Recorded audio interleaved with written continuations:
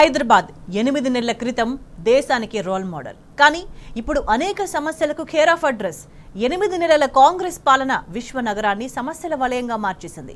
పాలనపై సోయిలేని Revanth Reddy Hyderabad brand image ను పూర్తిగా గాలికి వదిలేశారు.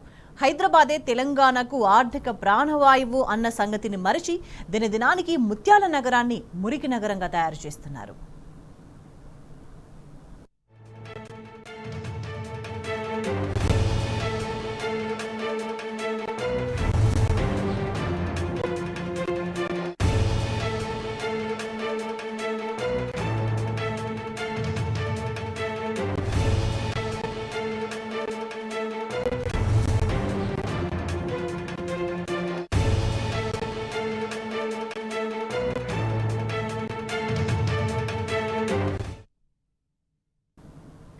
ఒకప్పుడు శాంతి భద్రతల్లో హైదరాబాద్ దేశంలోనే నెంబర్ 1.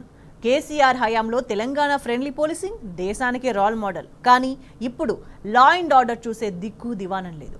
రాష్ట్రానికి హోంమంత్రి లేడు, మున్సిపల్ శాఖ మంత్రి లేడు.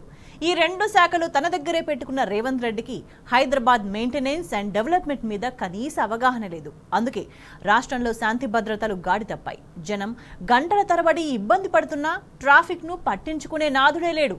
వాన పడితే వరదను కట్టడి చేసే వ్యవస్థను నడిపించే దిక్కు లేదు.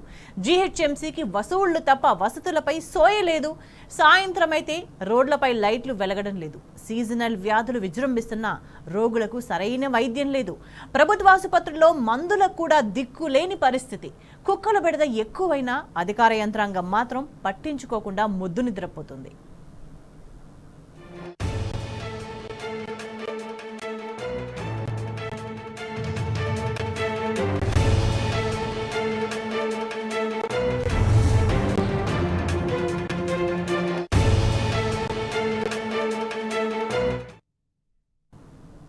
కాంగ్రెస్ పాలనలో ట్రాఫిక్ తో జనం పరేషాన్ అవుతున్నారు. బీఆర్ఎస్ హయాంలో ట్రాఫిక్ ఇబ్బందులు పరిష్కారం కాగా సర్కారు మారగానే పరిస్థితి మారిపోయింది. ఒక్కసారిగా వాహనదారులకు చుక్కలు కనిపిస్తున్నాయి.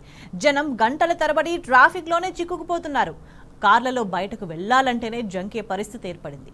ముఖ్యంగా సాయంత్రం సమయాల్లో హైదరాబాద్లోని ఐటీ ఏరియాలో వాహనాలు గంటల కొద్దీ నిలిచిపోతున్నా పట్టించుకునే నాథుడే లేడు. ట్రాఫిక్ పోలీసులు ఈ ఇబ్బందులను పరిష్కరించడంలో విఫలమయ్యారని జనం మండిపడుతున్నారు.